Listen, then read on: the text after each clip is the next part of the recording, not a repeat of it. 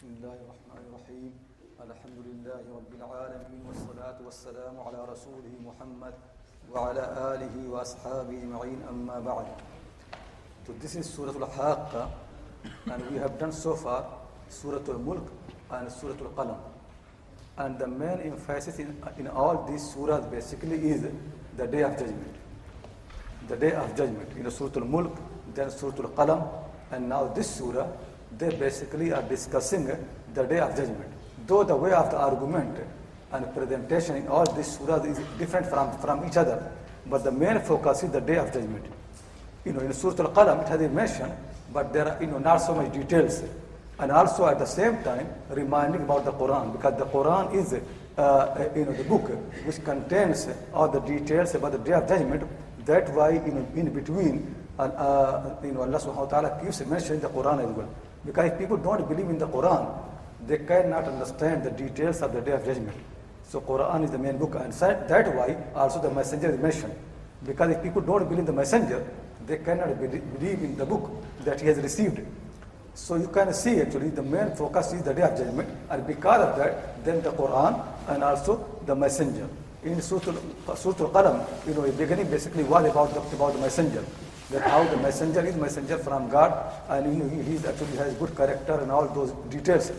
Now it is coming more details about the Day of Judgments, and that actually and also making very clear to people of Quraysh in Makkah al-Mukarramah and for everybody else that the people who denied the Day of Judgment, it was very serious matter. Denying the Day of Judgment is not something like a future event that you don't believe. It doesn't matter. Like for example, there are so many things in the future may be happening. If we don't know, it is not going to affect us. If they don't believe in that, if we don't believe in that, it doesn't matter. But the Day of Judgment is not like those future events. Day of Judgment is so important. If the people don't believe in that, then basically their life becomes meaningless.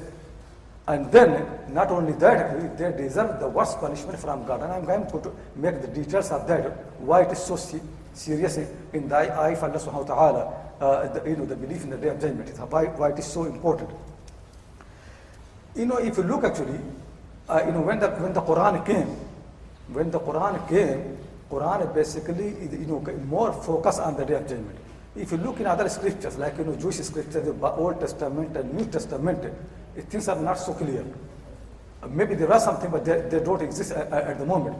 But the Quran is full of the details about the Day of Judgment, about the paradise, about the far of hell, about accountability, about the people will be coming to their Lord. There will be questions, there will be answers, and all those things are very, very clearly mentioned in the Quran in much detail. Sometimes these things are very much repeated. You can also find New Testament. There are Jews who deny the Day of Judgment. New Testament mentions that Jews basically denied the Day of Judgment, and then Jesus Christ he remind them. New scriptures come to remind them. So you can see Jews who have been actually receiving the message of God from Ibrahim alayhi salam, then his sons Ismail and Ishaq, then their own ancestor Yaqub alayhi salam, and there are so many prophets came, Musa alayhi salam, but very quickly they forgot the Day of Judgment. Or they did not forget, they did not want to mention that, because remembering the Day of Judgment basically takes away from you the enjoyment of this world. Once you know that their accountability and their Day of Judgment, there's paradise and the fire of hell, then the enjoyment of this world actually has no meaning. So people actually sometimes they don't understand the things, and sometimes they don't want to think. So that's what happened to Jews. And also, in the New Testament, the details of the Day of Judgment are not so clear, and at least there are not so many details. Similarly, if you look in other religions like Hindus, no doubt that Hindu also used to believe in the Day of Judgment. But what happened actually is when they saw later on, how things happen in this world. Some people are rewarded, some people are punished. In this world, you can see actually different things happening to them. So they somehow reinterpreted that the Day of Judgment is this world. This world is the judgment. So people are born here. If they do good deeds, they are born again, with the reward, and they are born as something new, something good. If they have been doing bad deeds, they die and they are reborn, with something bad. So for example, there are human beings. Next time when they are not born even better human beings. There are other human beings who are not very good. Next time when they are born, they are born like animals. Some people are born like cows, some are like donkeys in the shape of monkey, in anything. So that's what they believe in the reincarnation, because actually they could not think beyond this world. They could not understand something beyond this world. So they basically made this world the world of action and also the judgment both. Reward to actions happening in this world and also reward happening in this world. So you can see really so much confusion actually has been in the world about the day of judgment. That's why there was a need really for a messenger to come and to make the day of judgment very clear. And actually if you look in the Qur'an and the history of the prophets and messenger, you will see really the basic task of every messenger is to mention the day of judgment. He basically wants, because this world, people can see it anyway. People have their own experiment. People actually can live in this world. Maybe they do mistakes, but somehow they can correct the mistakes. But what really they cannot see is the day of judgment. They cannot see that future. So that's why there always has been a need for messengers to come and remind people about the day of judgment. And that's why one of the names of the prophets is what? Nadheer. Nadheer means the warner. Nadheer means the warner. All the prophets, they have come as warner. And the Prophet ﷺ, when first he received his revelation, the Qur'an says what? Ya ayyuhal muddathir qum fa'andir. Stand up and warn the people. So the basic thing that every prophet, every messenger does actually, he warns people against the consequences in the day of judgment. What people are going to face. So that why it is very, very important in the religions, the day of judgment. The thing basically is Quran has making many, many arguments for the day of judgment. And before starting the surah, I will make some of those things a little bit more clear if possible. And also the Quranic proof and Quranic evidence for the day of judgment to come. That I also mentioned inshallah. But before that, one thing that Quran keeps making very clear and everybody can see is the difference between the animals and between the human beings. That actually all the time in the Quran, the main difference basically the animals, they live in the present. All the animals, they live for the day, for the time that they are there. They don't plan far ahead. They don't do anything for the future. They are not expecting something in the future and then they prepare for that. The animals basically live for the present. You can see any animal, all the animals, they live for the present. If they are hungry, they eat. If they need water, they drink. But it is not that, they think about the future and they plan for that. There's nothing like that. They basically live in the present. For the human being, this is not the case really. People, human beings, they don't live in the present. Is it not clear?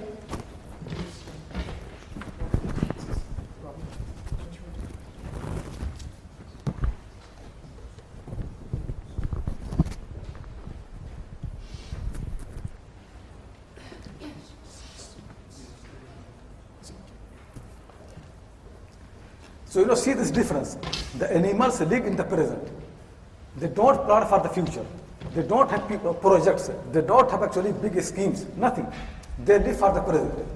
The human being, whether believers or unbelievers, it doesn't matter. Everybody, all the human beings, they live for the future. Whether people believe or don't believe, they live for the future. So they always do things for the future. That's how they do really. You can see the students, they spend so much time of their life, 20 years or 30 years for what? For the future. They suffer. They don't enjoy the present. You come to the examination halls for examination. You sit for examination 2 hours, 2.5 hours, 3 hours. Do you live in the present? No, for the future. You don't want to waste your time there in eating and drinking, enjoying the life, having good relations with the people. No, you think, these 3 hours are very important for my life. If I work hard and write my exam papers nicely, answer the question properly, then I have reward. Then, I pass the exam and I have reward. In that 2-3 hours, you are not living for the present. You are living for what? For future. People always actually live for the future. When you go out to work in your offices, you are employed. What are you doing? You are living for the future. You are working for the future. You think you got salary and then actually guarantee something to you. People always live for the future. People don't, and if somebody lives for the present, people think he's stupid. He cannot see. So for example, somebody comes to examination halls and in a facility for exam, And he think, oh, you people are just wasting your time, just so, you have to eat and drink 3 hours and all those things. Everybody will think this person is, stupid. He has to prepare for things. Similarly, when the time of the exam comes, hard-working people, they prepare. And if somebody wasting time, people think, it is stupid. If anybody lives in the present, people think it is stupid. Among the human beings, this is well known, everybody knows that anybody who just lives in the present, people call them stupid. The wise people are those who live for the future. That's always happen.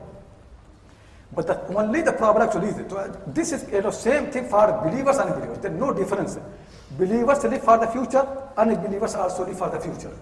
The only difference is that unbelievers, they think the future basically is limited.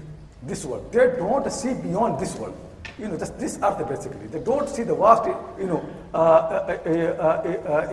universe of God. They just live this tiny, planet basically, the earth. They live there. This, small life that the world look. In that life, there is the past, they have the present, and they also have the future. That's what they believe. God's messenger remind people, this is nothing. People are not created for this tiny earth. It is not for this small life, 20, 30, 40, 60, 70 years. No, future is something far ahead. So, as I mentioned, you can see animals, they live in the present. For the human beings are divided 2 categories. You can see this world. This world also has got past, present, and future. And there's also a past before this world. Before we are created in this world, there also is past. And after we leave this world, there is a future. This is the difference between the believers. Unbelievers, to them actually, this is the life, nothing else. And this is the earth, actually they have to use it. To every reward in this world. So they have to work in this world in a way that the future in this world becomes guaranteed, becomes better. Believers believe, no actually, our past is more, better. We have come actually from somewhere else. We don't belong to this world. We have been sent here by someone. We just have come here for a small period. This is what actually not for us. We came and we were not here. Then we were sent and we'll die and we'll go somewhere else. So basically we are created for something else. This is small thing. So what they are looking actually for a future beyond this world. There's a future beyond this world. Now the thing is actually, what is the difference between the future in this world and future beyond this world? What is the difference? So there are actually few differences which are actually very important to know this thing. First thing actually is that the future of this world is uncertain, and the future of the next world is certain. What I mean actually is that if you spend 30 years in studying, is there any guarantee that you're going to live after that? You are working 30 years for what purpose? So, you are preparing for the future. But the future for which you are working, is it certain? The future in this world is certain. There are so many people, they got degrees and they died before they got any job, before they could use that. So one major difference actually between this future and the future of the next world is that the future of this world is uncertain.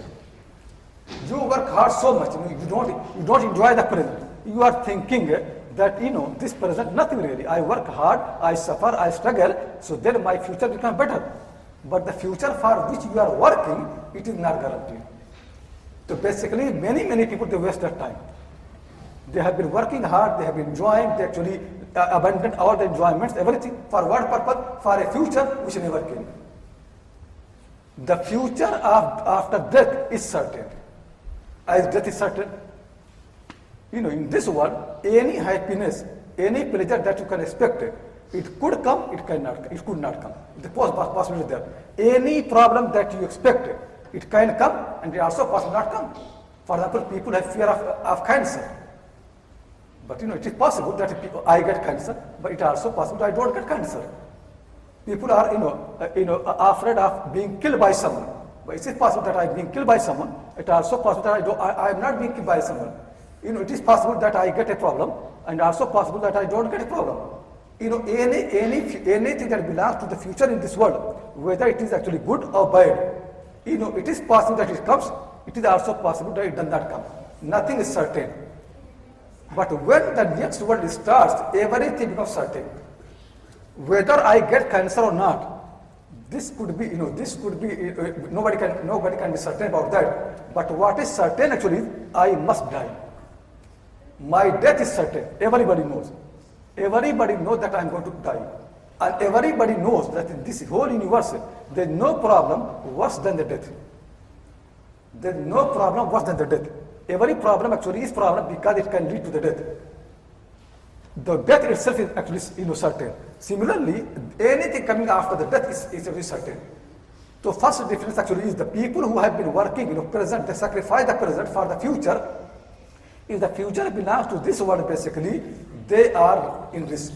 They can get the future, and also they don't get the future. I know, and very often you also consider that people have got all the means and all the resources, but also still they don't get the satisfaction. They think they will get job, they will marry, they will get house, and they live a happy life. But ask all those people who have got the job and who have got the wife, are they happy? Go and ask them that you have been working all your life to study.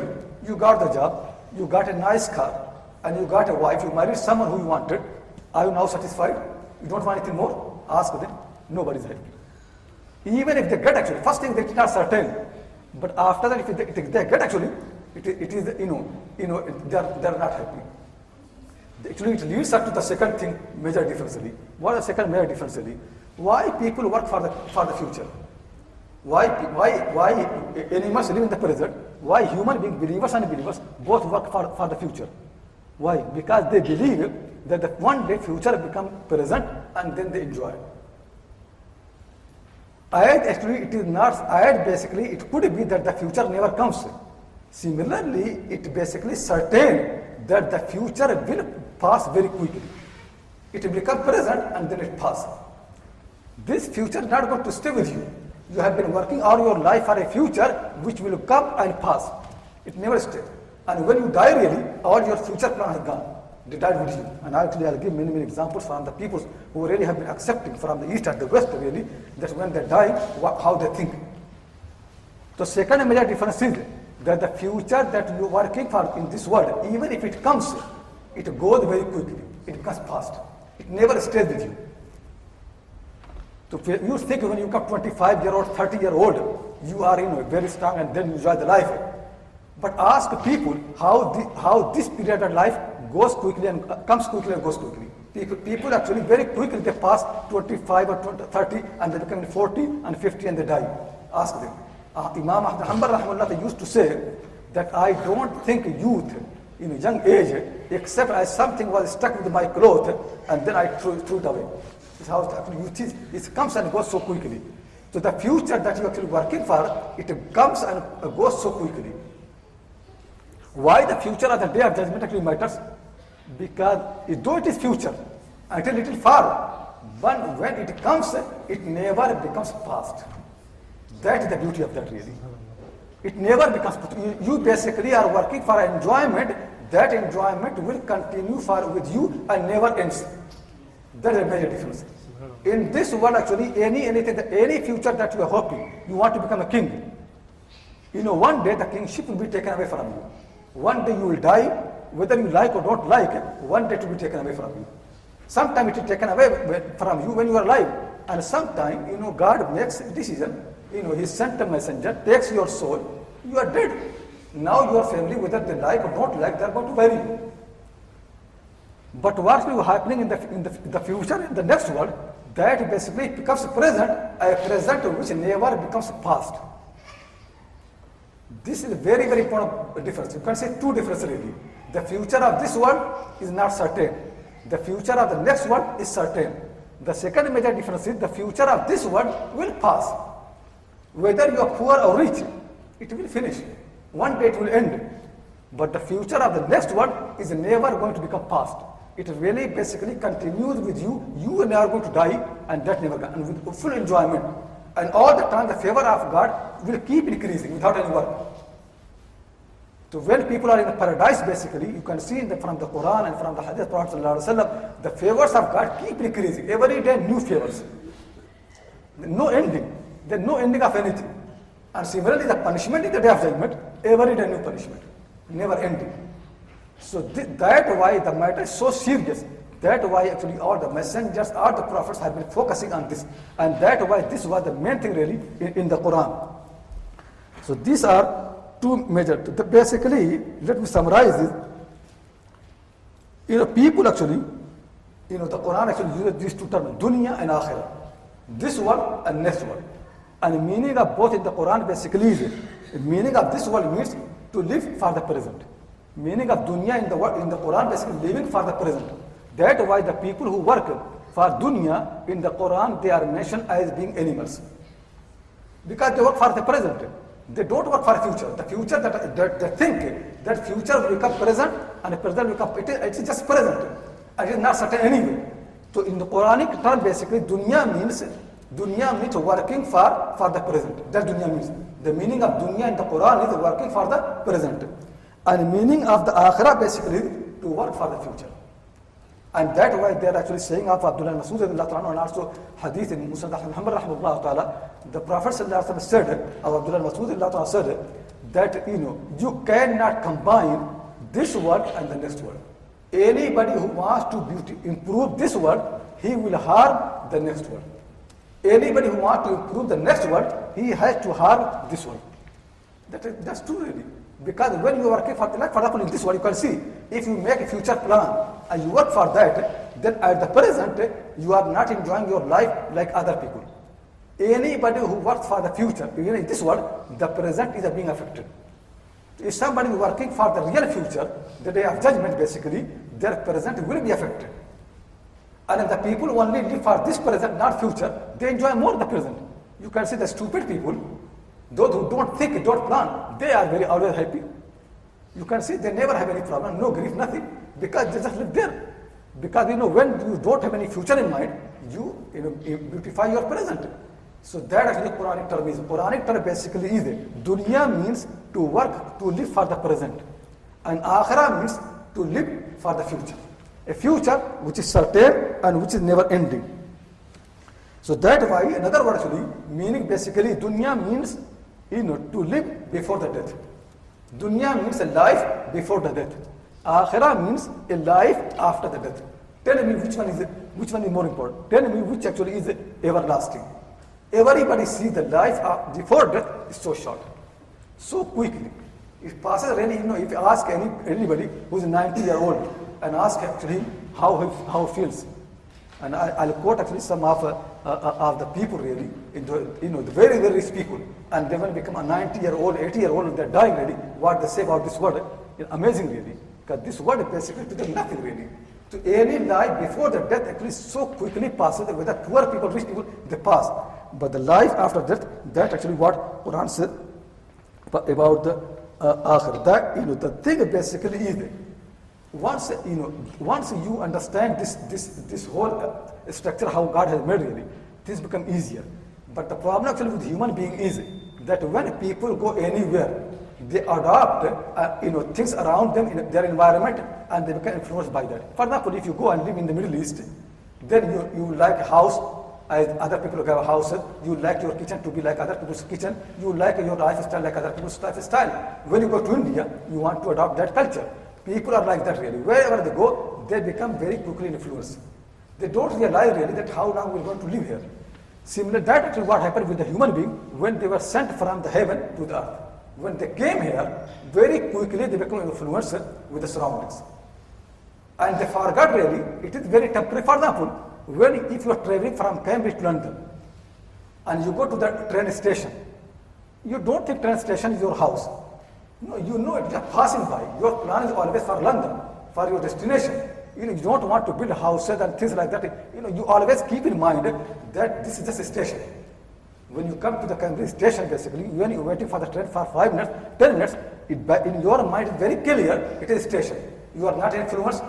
You don't see that there is actually rooms and people who work here, they are living, they are having enjoyment in the rooms, they're eating and drinking. You don't want to build a room like that or a place like that. You know it is very quickly, 5 minutes you will pass. People actually have this sense. That sense should actually exist for this whole world really. That's what Quran reminds. That your stay in this world is not forever. It is just your station. You are passing by from here. And that's what the Prophet ﷺ said actually, that people should live in this world like a traveler. But what happens is we have been influenced and now we're building palaces and homes and this and that. And what happens? We leave this thing behind. We die and everything is left behind. So this actually is one of the major things that people have to remember. So the way of the Quranic way basically is that strike the mind, keep people reminding the people. One of the poetic verse actually, Iqbal, the Indian poet, he has few poetic verse where he has a question and then he asks Rumi. Rumi is another Persian poet who was in the 7th century of Hijra, a long time ago. Basically he thinks Rumi is his peer, his master, and Iqbal is his disciple. So Iqbal has many questions and then he picks the answer from the Rumi poetry. So one of the things, because in modern time people don't believe in the day of judgment, so one of the things is that Iqbal puts in the question is, he asks Rumi, Sirr deen idrak mein aata nahi, Sirr deen idrak mein aata nahi, kis tarah aaye qiyamat ka yaqeen. I cannot understand the secrets of the religion. The secrets of the religion, they are not clear to me. How can I become a believer in the day of judgment? Tell me how can I believe in the day of judgment? Because all the secrets of the religion, they are unclear to me. To explain to me how I can become believer in the day of judgment. So Rumi says, Pas qiyamat shaw, qiyamat rababi. Pas qiyamat shaw, qiyamat rababi. Deedane har cheez ra shartasti. He said, if you want to know the day of judgment, qiyamah, become like qiyamah. Each type keep making your own accountability, your own judgment. Each time keep thinking that what you have done, what are the consequences. Every time you do things and see where it's leading. Become qiyamah. Every time whatever you do, just think really that this is what I have done, where is it going to lead me? What is my future? Each type keep think really, then you know the qiyamah. So he said the way basically is qiyamah should become qiyamah, become the day of judgment, and then you will see it. And then he said, for seeing everything, this is the condition. You just become like that thing, and then you see it. So, people can make their own qiyamah, their own day of judgment, every single moment. So this is because the thing is that people don't want to think, and people don't want to make any thinking which can affect their enjoyment in this life. So that's why it becomes very, very difficult. And the messengers come to strike the mind. And then you can see the Quranic verses about the qiyamah is striking. They are in such a so powerful that they strike the mind here. And that way Arabs really, they were so much influenced by the statement of the Quran about the day of judgment. There are few things, if the people really don't believe in the day of judgment, though actually things are very, very clear, there are few things which make it really very important to understand really. First thing is really just the thinking that if God is just, if justice is there, then he cannot just leave this world. He must make the day of judgment. Because you can see very clearly things happening in this world and there is no justice. Very clearly you can see. Things happening, people are not rewarded properly. Good people are not rewarded properly and bad people are not rewarded properly. You can see really. There are people who kill millions of people, thousands of the people. But the punishment that they get here is very little. And sometimes they leave without any punishment. There are people who help people so much. They are so nice to the people. They are in love of everybody. They do so much for the people. And people don't respect them, people humiliate them, and they die like that. You see the messengers, see Jesus Christ, he came like a messenger, all those things, and so much suffering on the hand of the people. And then he left. The Prophet Muhammad came, so much did for the people, and then he left. No reward for his efforts. If God actually did not make another world, basically meaning is he's unjust. He's unjust. Justice is not there. His attribute of being just necessitates there must be a day of judgment. And then also to me that is not merciful, all merciful. Because if people are suffering and he leaves other people to cause the suffering and does not take any accountability and does not reward these people, he is not Rahman, he is not Rahim. And these are the main attributes of God, that he must be just and he must be all merciful. If this world is alone and there is no next world, there is no mercy. This world tells you very clearly that the attribute of God as being merciful, it does not exist here. It makes very clear that judgment, justice is not there. It really necessitates there must be something like that, very, very clear the day is coming. And also the thing really, God has made everything in a pair. Everything, you can see the day and night, you can see that things are pair. This world need a pair. This world basically needs a pair. This is the present world. We need a future world. We need a pair. We need a zawj. You have male and female. You have, everything. Similarly, you have earth and the sky. Similarly, we are going to have, a pair of this world. And then actually the Qur'an makes very clear, another argument from inside the people. Qur'an says, look in yourself really. When you do a mistake, when you do a sin, when you do a mistake, why you feel it? Why there is a feeling inside you? Why something is blaming you?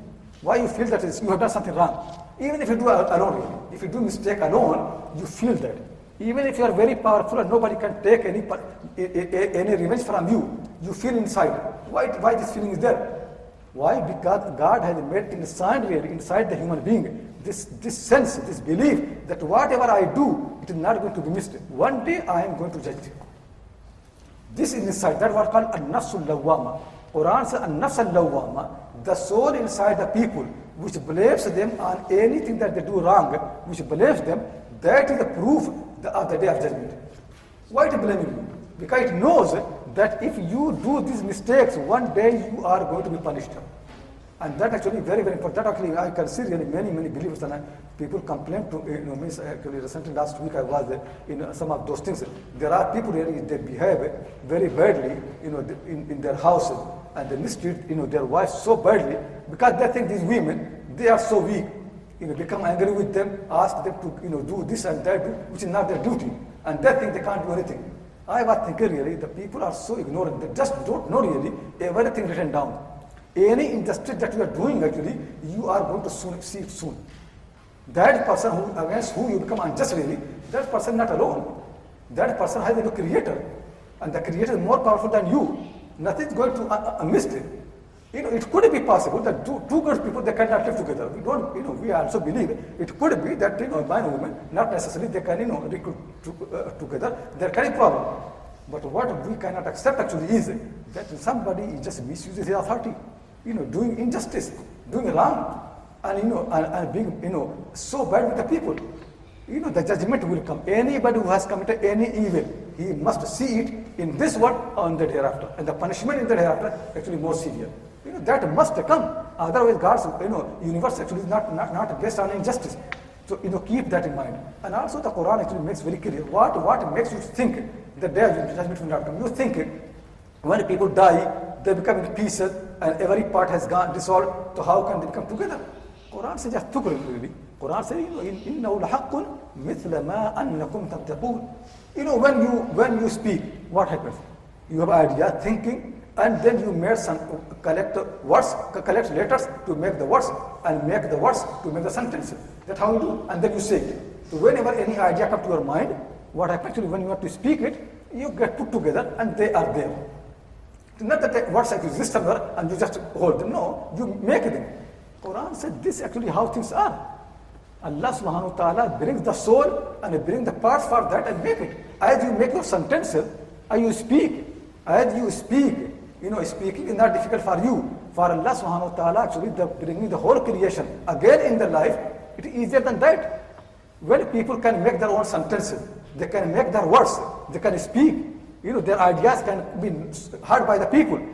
It is easier for God to make all the people assembled again and they are there. It will happen. So, some of these actually, and there are actually more than, examples, more than that actually in the Quran to make it clear. But I stop here about the proof, of the day of judgment. Inshallah, something maybe it comes, I'll explain later on. But the thing actually is, one thing again actually, before it started the surah, keep in mind that people basically are thrown in the future. That make very clear in the mind. That people are not made for the present. People are thrown in the future.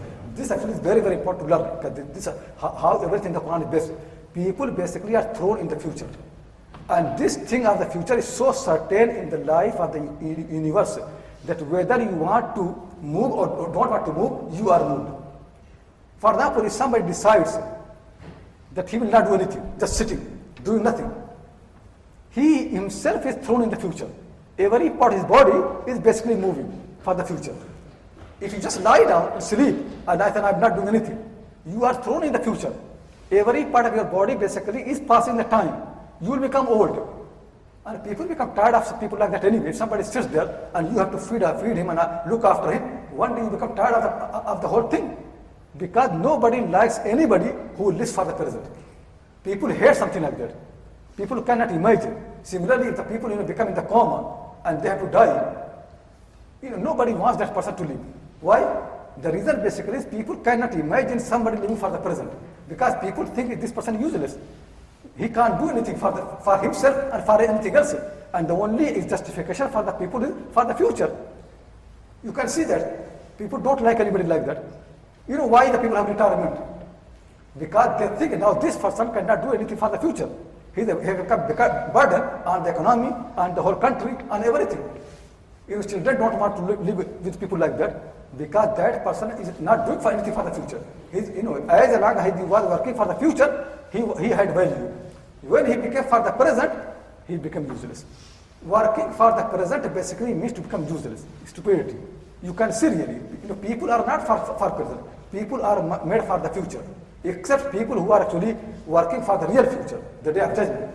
Those people, whatever conditions come to them, they are always working for the future. Even when they come 70-year-old, 80-year-old, 90-year-old, maybe they cannot do anything for this world. But every single moment that they do actually, easily they can prepare for the day hereafter. They can, they can glorify the name of God. They can subhanallah. They can do the prayer. They can advise the people. Every single thing they do, it is basically making the contribution for the future world. So that's why people like that, they are never burdened, because they are always doing something. But when people consider this world as the main world, and the future of this world, as the main future, nothing else, then the person, when he becomes unable to do anything for the future, he becomes burdened. Because it is in the mind of the human being that if anybody lives for the present, he is a waste of time, he is useless. Only people might actually those who live for the future. Is it clear? So people basically, no doubt really, whether people believe or not believe really, everybody acts like that. That people are meant to be for the future. They are not meant for the present.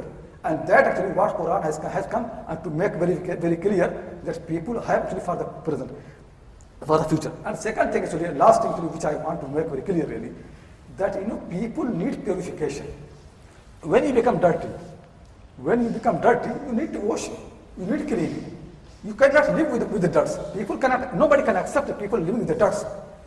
The thing really is that this earth that God has created and has been lived by the human being for so many centuries, for thousands of years, it has become full of the dirt.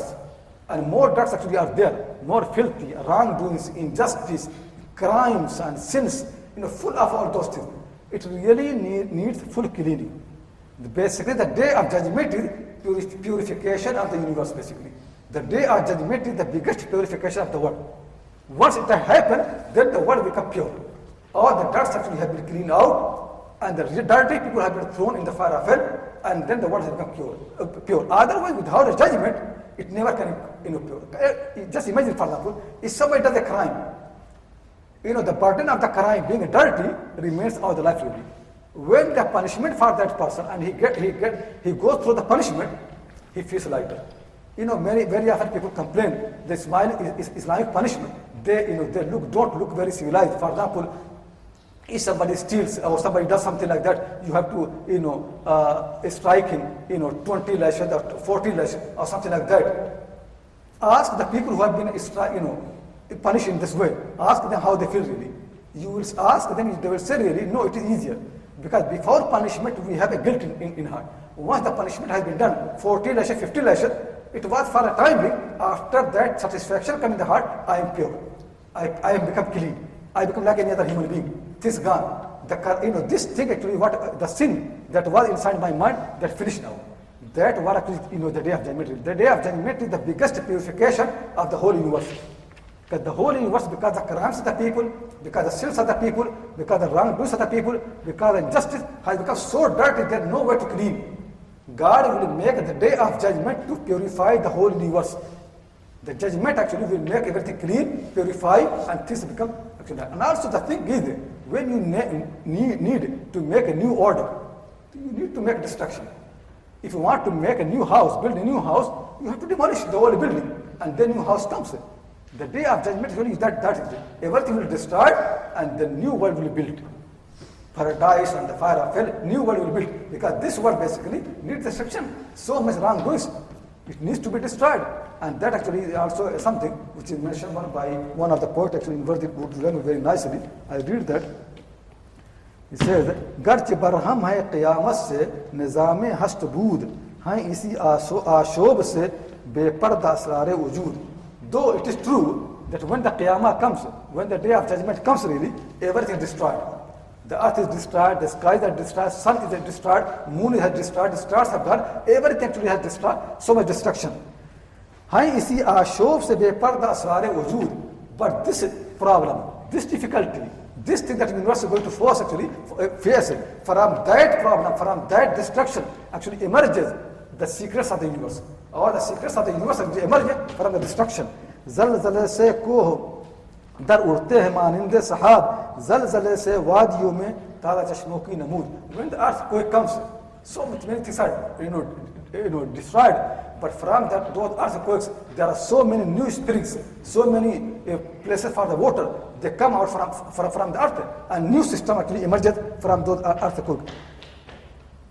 Then he said, हर नई तामीर को लाजिम है तखरीब तमाम है इसी में मुश्किलात ज़िंदगी की कशूद. For every new building, you need full destruction. And that actually was the opening of the new world. So basically you can see that how Allah has made this world, then destruction, and then new world emerges. That's what we call Qiyamah. You can see the witness and the proof and the arguments for the next world is so much plenty actually in this world. And that's why actually Quran keeps reminding it, because it is part of the nature of the people anyway. So now I start this surah inshallah. To start actually with this striking verse, you can see how the Quran actually makes things. The Quran says Al-Haqqah. Then it says Mal-Haqqah. وَمَا أَدْرَاكَ مَا-الْحَاقَّةُ. These three words have been repeated. Al-Haqqa, Mal-Haqqa, وَمَا أَدْرَاكَ مَا-الْحَاقَّةُ. Just they strike the mind of the people. And no doubt the day of Qiyamah, the day when everything will be destroyed, and when people are brought together, it has got many names in the Quran. Why? Because it has got many attributes.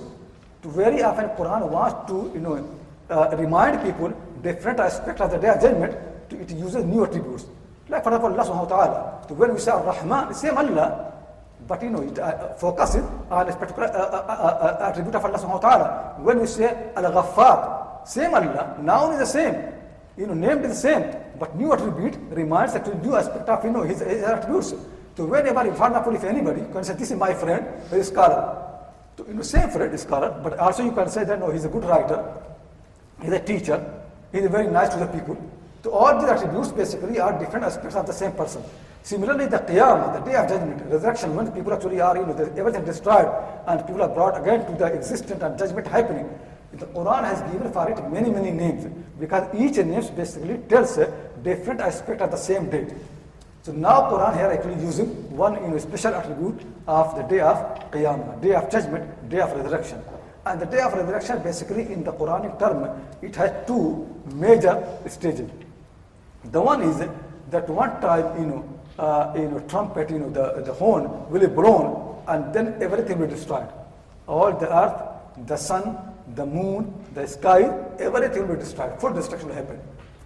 And then after that, after a while, we don't know how long it will take, then another time, the horn will be blown, and then everything, whatever God wants, they will become into existence. So they are two things. Both are clear hereafter, but this is how things are. So very often Quran sometimes mention both of them separately, and sometimes Quran mention one of them, and then the other details of other also mentioned, because they are so much connected to each other. So they are mentioned very often. You can see here as well, the Quran mentions only one blowing, but Quran also mentioned in the same way the details of the other blowing as well. So first thing is that day of judgment actually has so many attributes, because it will come, destroy everything. It needs a name for that. It will come with such a strong sound that will like knock at the ear of the people. It needs a name for that. It also certain, it is real. Everything in this life is not real. That actually what we have to understand really. Whatever happening here is just like a dream, not real really. People say I'm happy, but look properly. Are you really happy? Fine, Allah Ta'ala wants people to be happy in this world as well, but the happiness is not real. It comes and goes very quickly. People say I'm sad, but the sadness is not real. It comes and goes very quickly. Anything that is here, not real. But the day of judgment is real. Everything that is there is real. Enjoyment is real. Sadness is real. Punishment is real. Reward is real. Whatever people get there, everything is real. In this world, nothing is real. That is the real world. This world has been made temporary, and that's the real world. This world could be not certain. Like for example, I have seen, you see, your future is not certain. Can anybody guarantee for you a future? No. We know that our future is not certain. Next world is certain. Its another name is certain. It must come. It is inevitable. It must come. Nobody can avoid that. These aspects are there really. So Quran actually is going to mention all those things. So the first thing Quran is saying what? Al-Haqqatu. Al-Haqqah basically is coming from the Arabic word Haqqa yahiqqu. What it means? Means to something to be true. Something truly happening. Something truly falling. That Haqqa. Something becomes, it must be, if it is falling, if it's going to truly happening, it must be obligatory. It must be necessary.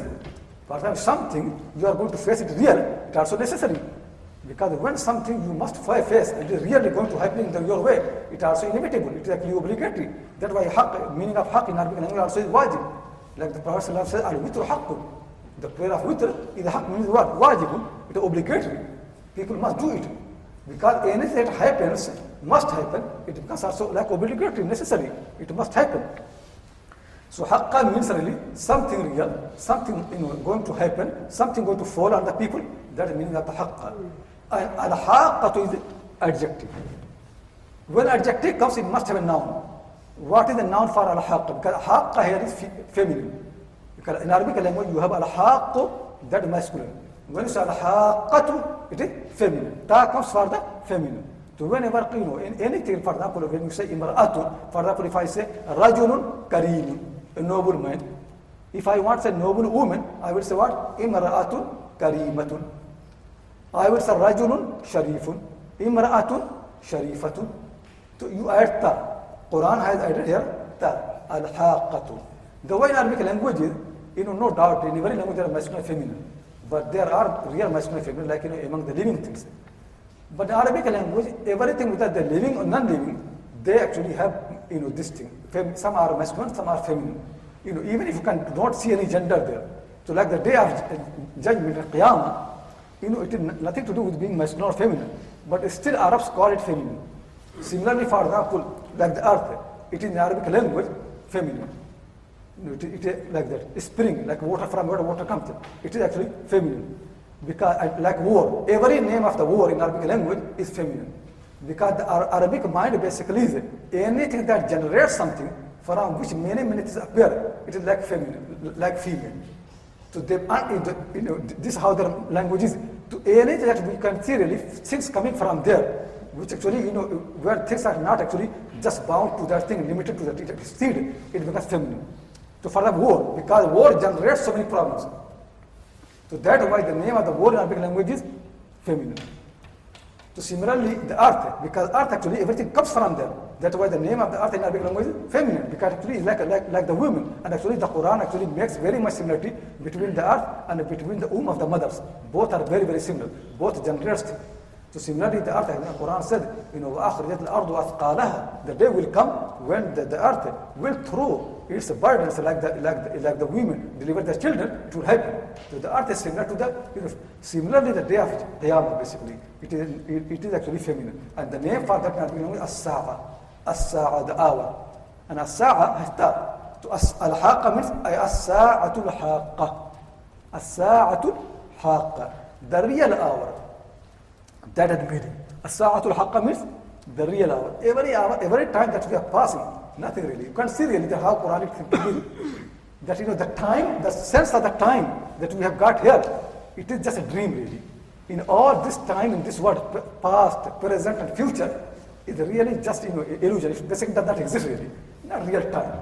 The past is not real. Nothing is real really. Everything finished quickly. The real time, actually real hour basically, the day, that the hour really. So the Quran called what? As-sa'a al-haqqa. As-sa'atul haqqa. The real hour. It will come. So it is not real. It is not actually people. Sometimes people translate it. Though it can mean really reality. But it is not a noun, it is adjective. Al-Haqqah means it is adjective. As-sa'atul Haqqah, the real hour. And that's why you can see the people who wrote tafsir, like, most of the time when I give the meaning, of the many verses, I take from Zamakhshari, his book Al-Kashaf. Sometimes I go to other people as well for the meaning, but he is the actually main source because he is the expert of the Arabic language and the grammar and one of the most eloquent people in Arabic language. Though he's not from Arab world, basically he was from Khwarizm, from Central Asia, but Arabic is amazing really. He's knowledge of Arabic grammar and whatever. People say hardly you can find any man of the grammar, any expert of the grammar who writes good language. People of the grammar, they can analyze the language, but when it comes to writing, they don't write nicely. Like people of the critic, in literary criticism, there are people who criticize, they make critique of the poetry. If you ask them to write a good poem, they can't write themselves. So, they can have good critic, but they can't write. Except Zamakhshari. People say Zamakhshari is the only person in Arabic, history of Arabic language, who is good, one of the best expert of the grammar, and at the same time, best writer. His Arabic is amazing, really. In anything you read. The only problem is for us actually, he's the Mu'tazili. Mu'tazili actually are the people, somehow believe more in intellectual arguments and this and that, and they are not, somehow they differ in some things from the people of the Ahlus Sunnah Jama'ah. But that's why many people criticize his tafsir, like Imam Ibn Taymiyyah rahimahullah ta'ala. He's one of the great critics of Zamakhshari, and he's thinking very bad. No doubt really, when it comes to those aspects of tafsir, so no doubt really he supports himself and criticizes other people. So that aspect I don't take from him. But for the language and for the eloquency of the language of the Qur'an, for the balagha, for the beauty of the language of the Qur'an, he's the best person. And all the people who wrote tafsir after that, everybody depends on him. Everybody borrows from him. So he's basically one of the important authority on the language of the Qur'an and the beauty of the usage of the Qur'an is the authority. So that's why, maybe I don't mention his name all the time, but most often actually, when I mention the meaning of any word, I take from Zamakhshari. So he said, Al-Haqqah means as-sa'atul wajibatul wuqu', the hour that must happen. That is meaning of Al-Haqqah. Al-thabitul maji, the one it's coming is firm. Al-thabitul maji, allati hiya atiyatul la rayba fiha, one which is coming and there is no doubt in its coming. So this is one meaning, he said. The second meaning of also Al-Haqqah is awillati fiha حواق الأمور من الحساب والثواب والعقاب. Or the second meaning is that in this hour, those things will come which are certain. People will face the judgment, people will face the reward, people will face punishment. To those things which are certain, they will come in this hour. That is named Al-Haqqah. So either Al-Haqqah is because it must come, or second meaning is a Haqqah. Why? Because those things which are firm, they will come in this hour. So that was name is Al-Haqqah. The third meaning actually, which I prefer more, but anyway, which means Allati tahiqqa al-umur, tahiqqa fiha al-umur. Haqqah means the hour in which the things will known as the things real forms will be known. Before that, people don't know the things as they are really. The way we look at the things now, we don't understand them properly. But when the hour will come, then our understanding of everything will become real. Then we know the real things behind everything. So his hour basically means what? This is allati tahiqqu fiha al-umur ay tu'rafu ala al-haqiqa. The hour in which everything will be known as really it is. So you can say al-haqqah means the real hour. The hour basically, that there's no deception there. There's no illusion, nothing really. Like in this world, it could be that sometimes you can think, you understand something, and then you find, oh no, I misunderstood. There's misunderstanding. The basic thing really is, when people will come in that hour, they will know that all their life there have been misunderstanding. Everything that we knew, it was actually misunderstanding. We have been spending so much time for things which didn't matter. Like for example, in our time, if somebody comes into examination, in examination hall, he's sitting for 3 hours, and he's spending too much time eating and drinking there. What will he say? It's stupid. Too much time for something who does not deserve. He should spend time in writing the answers. When that hour will come, then we know the real things. Then we realize actually things which we gave so much importance, they were not so important. We spent so much time to build a house. It was not so important. We spent so much time with talking with people and over the phone and watching the TV. They are not so important. That will come really. That actually haqqa means the real thing. As-sa'atul haqqa at the real hour. The hour when everything you can see really as really it exists. So he said, التي تحق في الأمور أي تعرف الحقيقة من قولك لا أحق هذا أي لا أعرف حقيقته. And he goes more about that. So is it clear the meaning? So al-haqqatu means what? 3 meanings can be exactly. First thing actually that it must come. The second thing is it is the hour where those things will happen, which are certain, like the day of judgment, accountability. And third meaning actually is, it is the hour when you know things in reality. You know the real aspects of the thing, real shapes of the thing. You know the real meaning of the thing. That is the haqqa. That real thing will come al-haqqa.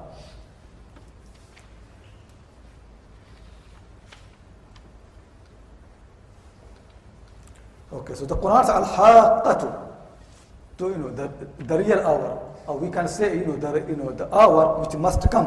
Mal haqqa, what is the real hour?